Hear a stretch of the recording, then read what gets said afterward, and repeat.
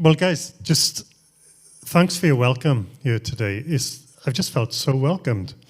You do that really, really well. I just want to encourage you with that, in my experience anyway. So I had a lovely lunch as well. Right, so I'm going to just take you through a little bit about what we do at Home for Good, what Home for Good is about.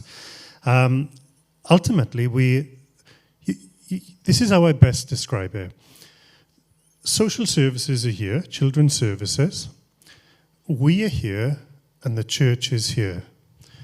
Children's services have responsibility for all children in care. We want to inspire and encourage the church to consider fostering, adoption, and another thing called supported lodgings, which is for older teenagers. So we are passionate about wanting to inspire the church and the people in the church to consider this great thing that is so needed. So that explains a bit about Home for Good.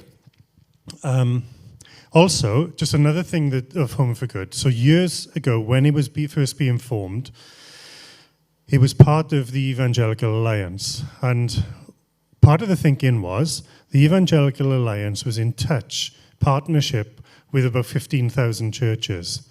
They calculated at the time there were about 15,000 children who needed homes. Can you do the maths? 15,000 divided by 15,000 equals 1. So all you need is one family from each church to foster or adopt. And in a sense, the problem or the issue is sort of solved, isn't it? To large measure. And the church is the ideal place for this to be resolved. We've got a message which tells us that, but we've also got a setup which tells us that as well. We're a family who look after each other. So, let me explain a few figures then. So can you go back just one, please? Oh, I got it up there as well. Brilliant. So, this year, approximately, let me start on that one. No, go back again. Sorry. Oh, dear. Right, that's it. Leave it there. So, Home for Good's mantra is, together we can find a home for every child who needs one. And that is through the church. The people that we are asking is through the church. So if you go on to the next one. This year, about 35,000 children will come into the care system. That's 102 each day, one every 15 minutes. So we've been here since 6 o'clock. It's now 7:15. It's 3 children have been brought into the care system. By the time we get to 7, that'll be 4. So that's that front row full. Since I came this morning, I arrived about 10:30. I haven't done the maths on this, but if you think of every 15 minutes, I would imagine the whole of downstairs would be filled with one child coming in every 15 minutes. If you go on to the next one. So these are the latest figures. So on the 31st of March 2021, there were 7,283 children who were within the care system, who were looked after in Wales. That was a 2% increase on the previous year. The figures for the next year, for last year, are going to be coming out sometime in the autumn. I guess we don't really know what to expect, but it could well be that they've increased again. So on to the next one. Wales has the highest number of children looked after away from home in the UK, the most children in care. Go on to the next one. And this highlights it. Wales has 115 per 10,000. And when you look at England, it has 67 per 10,000. So there's a big difference there, isn't there? So we've got an issue in Wales that we need to resolve. On the next one. So there are about 3,700 foster carers in Wales. And I was talking to the head of Foster Wales. That's the organisation which covers all of the local authorities. And he said, we need about an extra 800 foster carers He says in the next 3 years. But that's a lot of foster carers, and it's because certain foster carers will drop out, some will retire, and for various reasons. So we need more foster carers. Next one. And currently there are 101 children waiting for adoption in Wales, and many of those wait more than 2 years. Just stop and think of that. You know, when we are waiting for something, it can be anxiety filling. There can be all sorts of emotions around it, can't it? But imagine that you're waiting for that forever safe home.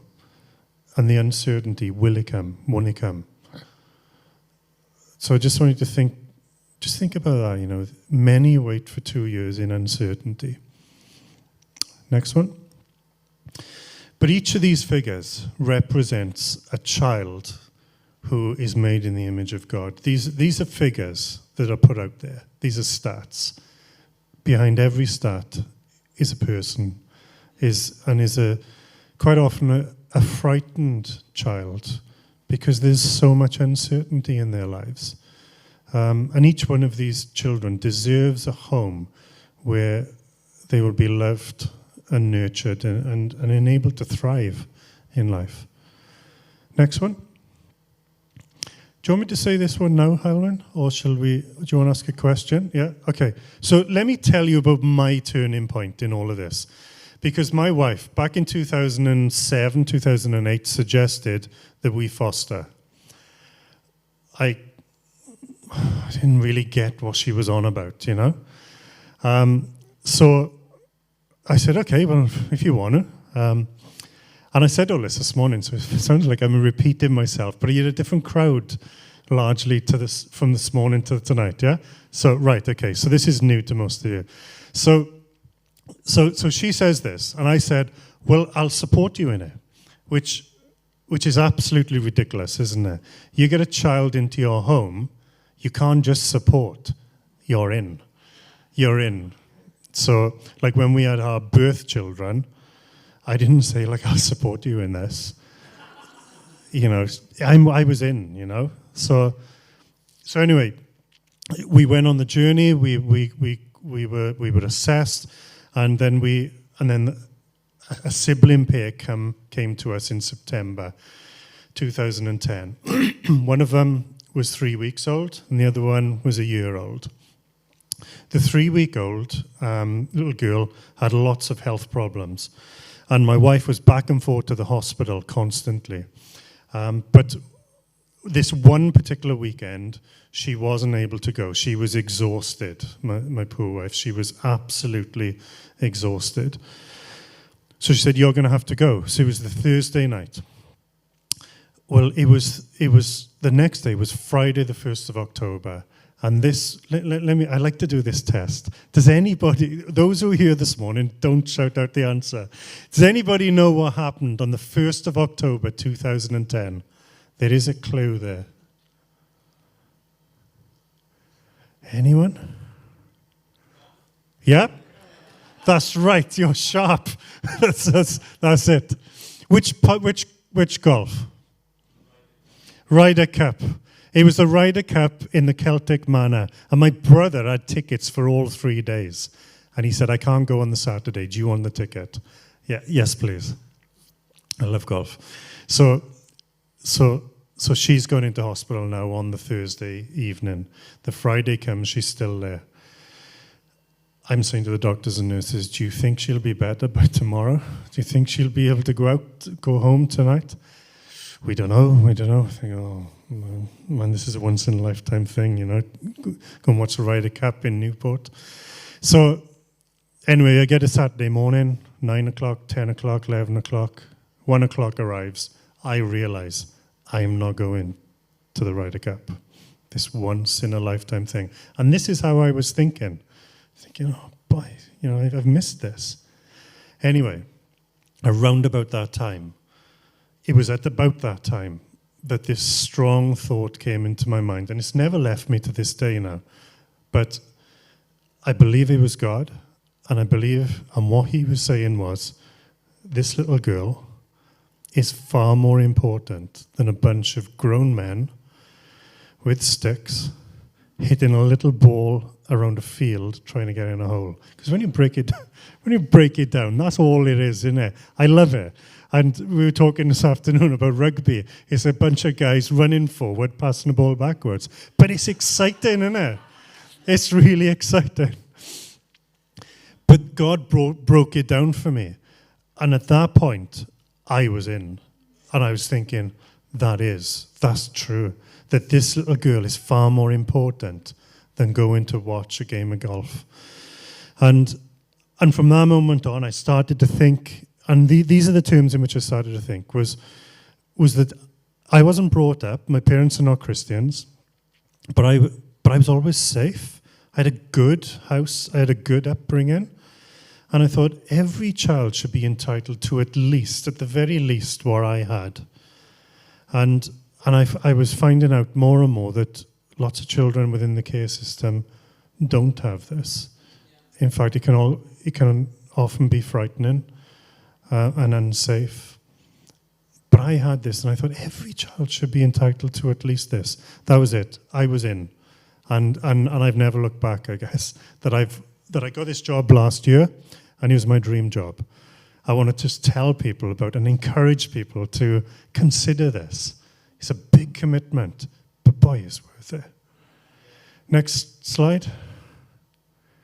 So the church is ideally placed for fostering and adoption. You have people to adopt, people who foster, and people to support those people who foster and adopt. The church is the ideal place. Next one. So here's my call to action for you guys. Can you foster? I know many of you don't look 21, do you? But is this something that you would like to do in the future? Is this something that God could put on your heart tonight, that you say, I can't wait till I get to 21 because I can make that application? Can you foster? Could you adopt? Could you provide supported lodgings? I'll explain a bit more about that later. Or could you support people who are fostering and adopting? They need your support. Could you pray? Could you give financially to Home for Good to keep this work going? So together we can find a home for every child who needs one. So. And yeah, come on. Awesome. All right. That was brilliant. And yeah, those stats are really something. Yeah. But you're right, there's a life behind every single one. But okay, we've got some questions for you before we're ready to sign up for this, Neil. We need to ask you some things.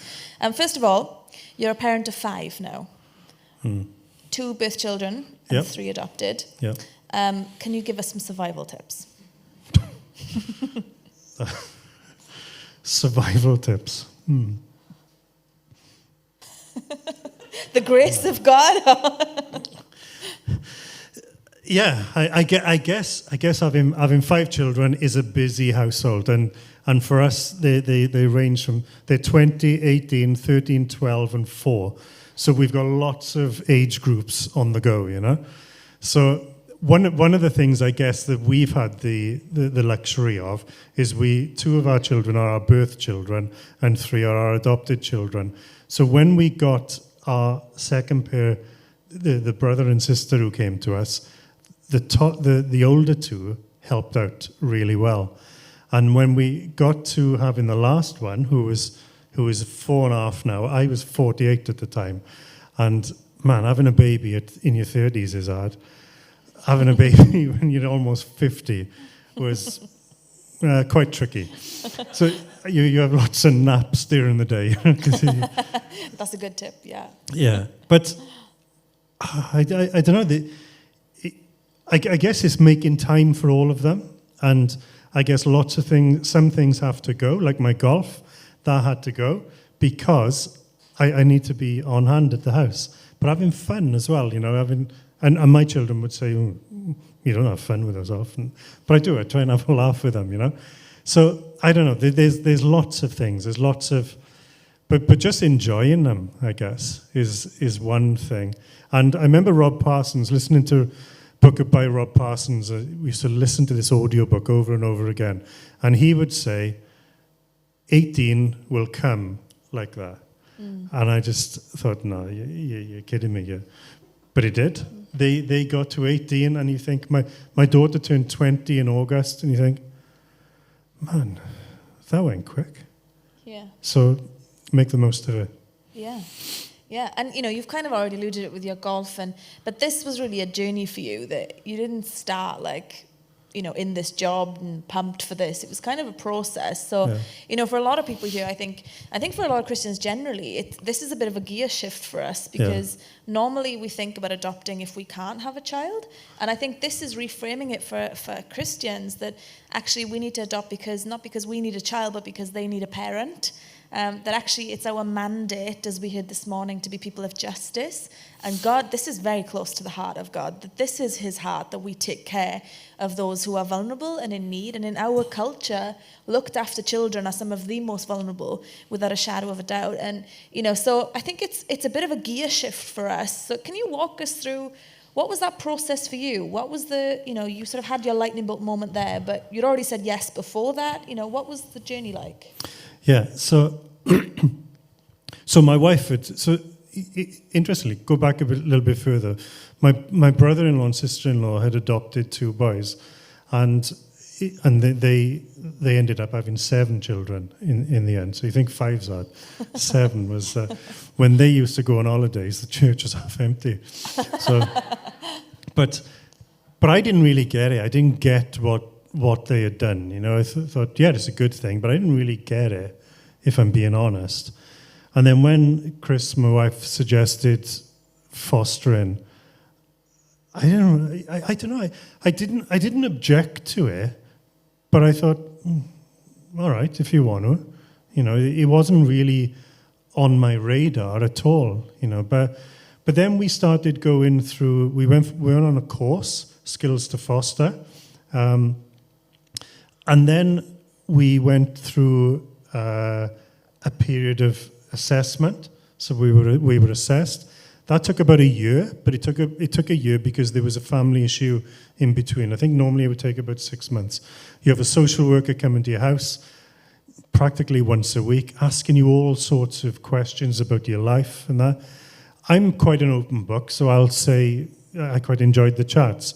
But I know for some people, that's a big deal to delve into your private life, but they need to know, because these children are within their care, so they need to know that they're putting them in the right place. Yeah. We went through all of that, and then the 2 came. I continued to call it my wife's project. I used to say that this is your project, and I'm just supporting you in it, until one point that she just told me to stop saying that, basically. And then there came that point, that story that I told with the Ryder Cup, and that was it. It was a whole change of gear for me. I thought, this is right. This is a right thing to do. And then Home for Good, the Home for Good book, I've got it out there.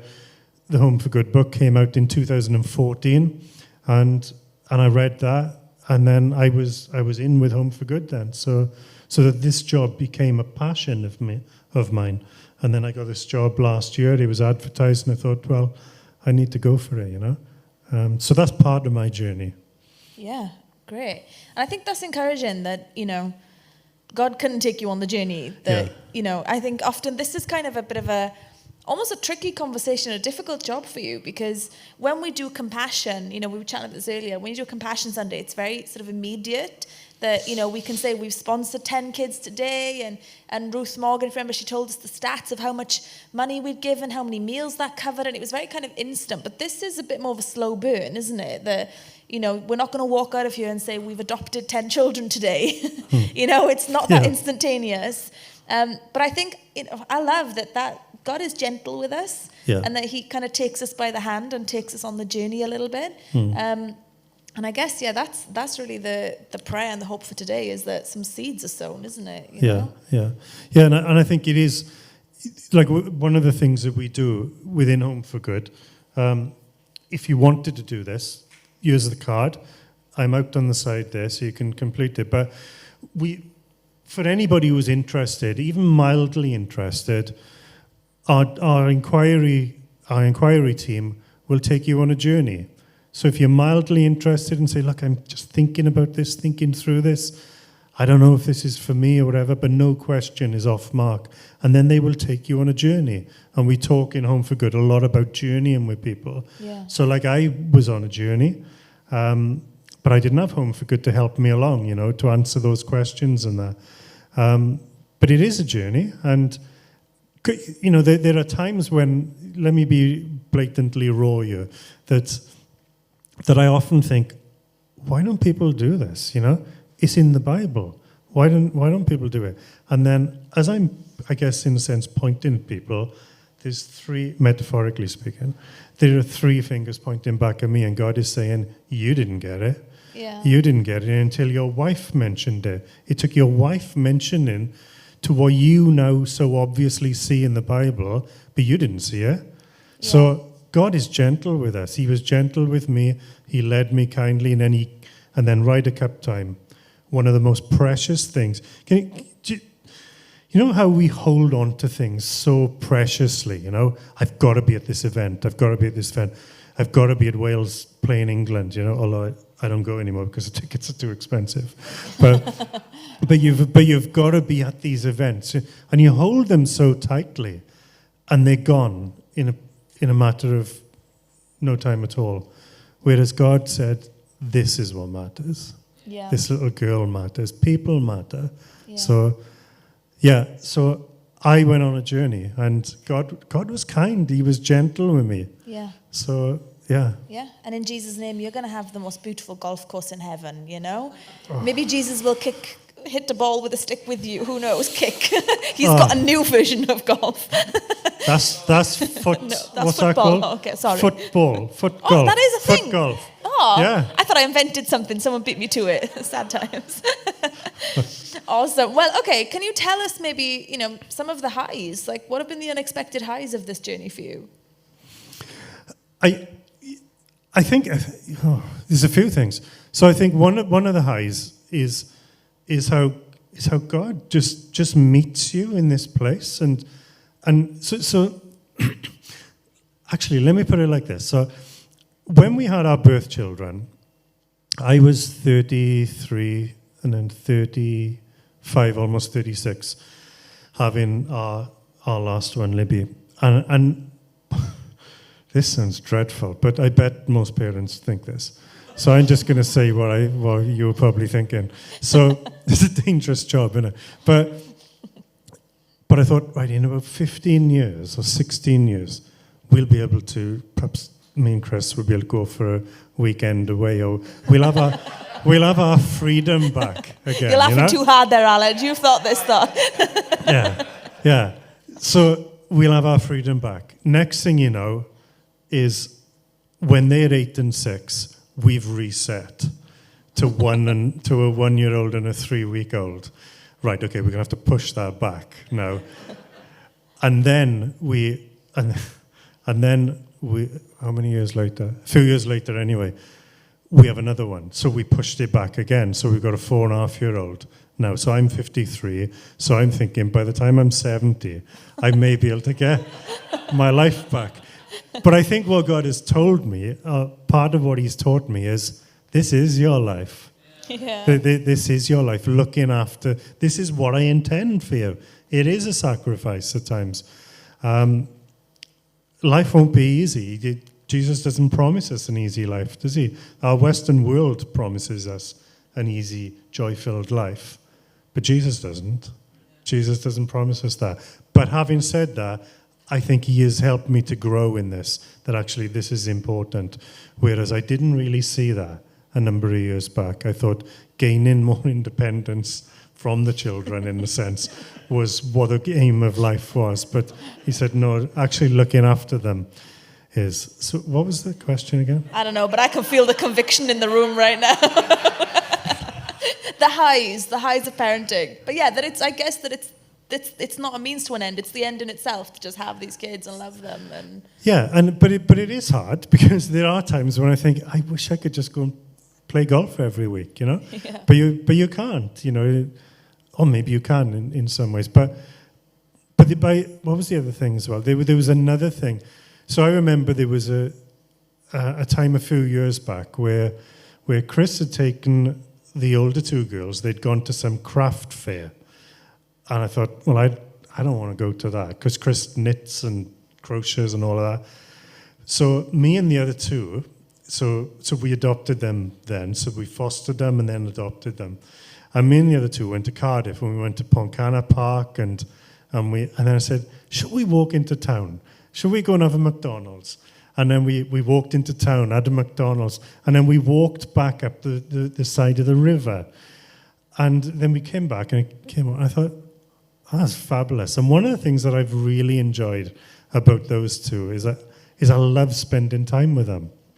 I don't know why that is, but I love, well, they're just great. I love spending time with them. I love spending time with all of them. But I remember that day particularly that I thought, this is brilliant. Yeah. So. Yeah, it's great. And maybe to get real and raw then, because this, we did some trauma training recently, and Rian did an awesome job of that. But we were kind of learning, and as a church, I guess we're upskilling ourselves here. But you're dealing with maybe traumatized children, that there's some difficult stuff, that we don't want to kid ourselves, that there maybe is some challenges to walk through. So maybe what are some of the lows or the biggest challenges or the things that you've had to really walk through? Yeah, I guess in a sense I was thinking about this earlier on when I sat at the back there thinking about highs and lows, and I was thinking I don't want to term these things a low in a sense, but these were times, I guess, when you're helping the children through their traumas and things. So yeah, there are certainly things that my wife found. I guess in one sense I always thought, look, it's lovely, isn't it? And she would say, you haven't bore the brunt of it today. And there were times when she would bear the brunt of it. Some of the other children would be bitten, and that can be hard to take, that your birth children are being bitten by this child who is frightened. Yeah. Basically, it's not that he's being vicious or anything. He's frightened because he's come out of a traumatic situation. And then I would get in, and he would say, "Oh, Daddy," and then Chris would say something along the lines of, "Oh, I've had a day of it today," and then he would sort of smile at me and say, "Oh, no, he's fine." And then he would smile at her as if to say, "See, got you." And I've been reading quite a bit of trauma stuff recently, and that isn't uncommon. That is quite a common thing that happens. But you work through it, and I think you inform. Sadly, we didn't really inform ourselves that well, and it's only since I've done this job and I've heard of lots more people talking about trauma and how to deal with trauma that I've started reading about it, hearing from different people, having a bit of trauma training, that I now understand. So the thing that if you were going to do this, inform yourself on because all of these things dance around attachment. And that in a normal mother-child relationship, you have millions probably, of opportunities to attach. And these children didn't have that. They didn't have their needs met. Inform yourself. Therapeutic parenting is a big thing. But yeah, just inform yourself, because that sort of came as a shock to me in some ways. Yeah, and I love the honesty and creating a space where we can actually talk about things and support each other. But I also think sometimes we can kind of, if I told my old self what it would be like to have 2 children under 2 and what I would have to deal with, and Lucas and his mood swings because he's a COVID baby and wasn't socialised. And, if I told myself all of those things, I think I'd panic and freak out and be like, how on earth would I cope? But in the moment, you do, and the grace of God meets you in that place, and we've got the Holy Spirit with us, and a wider support family of the church. And so I think, often we can kind of make it this like, oh, that's going to be too hard. But I guess how can you encourage us that, it's doable and that it can be done? Well, I'm still sitting here, so I'm still alive. So it has, and I guess those encouragements. So on a spiritual level, I guess, although spiritual and physical life goes together, doesn't it? But God has given me lots of encouragements throughout the years as well, and certainly to get to the point that I am now, we're thinking this is right. So if you don't get your weekend breakaway ever, this is more than worth it, you know. But I think as well. I think make use of the church family. The church is so a social worker will ask you if you go through if you did go through this and you go through the assessment process, the social worker will get a big piece of paper and say, right, who is your support network? Build up support networks right now, I guess, in many ways. But the church is a great support network. If a church is functioning well, then that's going to be quite possibly your primary support network. So make use of the support network. Make use of any trauma training that you get. It's really important. But then take the encouragements from God, because he will give you lots of them. Yeah, absolutely. And God longs for us to do this, right? To take care of these kids. And I believe he's going to meet us in that place. Yeah. So we always want to leave these sessions with an application. It might be for some that you already know the Holy Spirit's been on your case and you need to foster, you need to adopt. Or for some, it might be this is going to be a bit of a slow burn. There's already a few, myself and Josh included, that we know this is what we want to do, but we've got to wait for the right timing. And so this might be something to journey. Some of you might never do it, but I still believe we can be part of the solution here. So I guess what would you say is the best application? Bear in mind we've got kids and teenagers and people of all ages. What should we do? I think if God is saying something to you, then act on it, no matter how mild that may be. And like I said, if you feel if you wanted to talk to somebody about it, well, I'm free later. I'll be in the corridor there.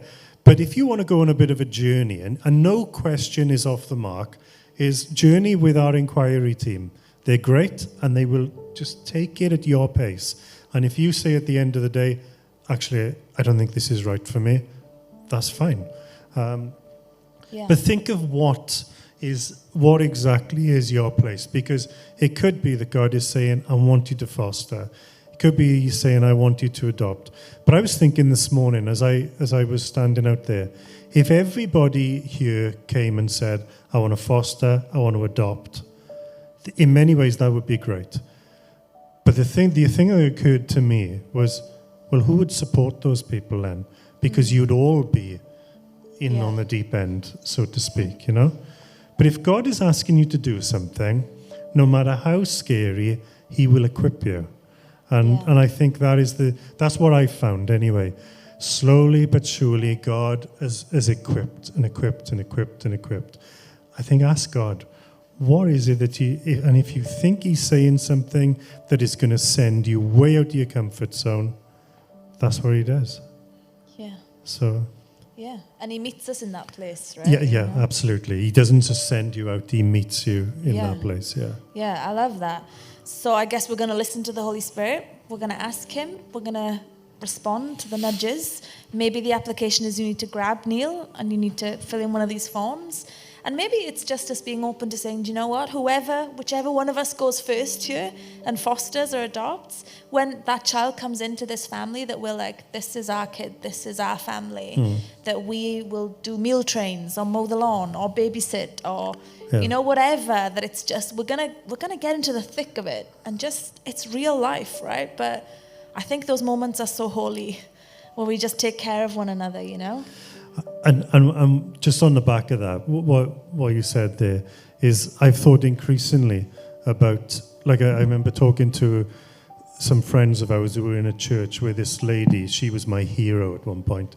She fostered and adopted so many children, and they were saying there's going to come a time when she's not going to be able to do this anymore because she's not well and all the rest of it. And I thought to myself, it's not just her who adopts these children; it's the church that adopts these children. So I was thinking to myself, I didn't say this to these people, but I was thinking, you've adopted these children, not like she has. But this is a church's responsibility. Yeah. This is a church, and not just a responsibility, a joy as well. So, I love that. Yeah, I love that. There's so much joy ahead for us as we meet these kids and welcome joy in them. the pain sometimes. Yeah. And God makes those moments, those bittersweet moments, special. And yeah, amazing. Well, thank you so much, Neil, for your wisdom and your candor and honesty with us, for being real and open. And thank you for paving the way, for loving these kids and making them your own, and for the amazing work that you're doing across our nation to see a home for every child that needs one. So, hey, can we thank Neil?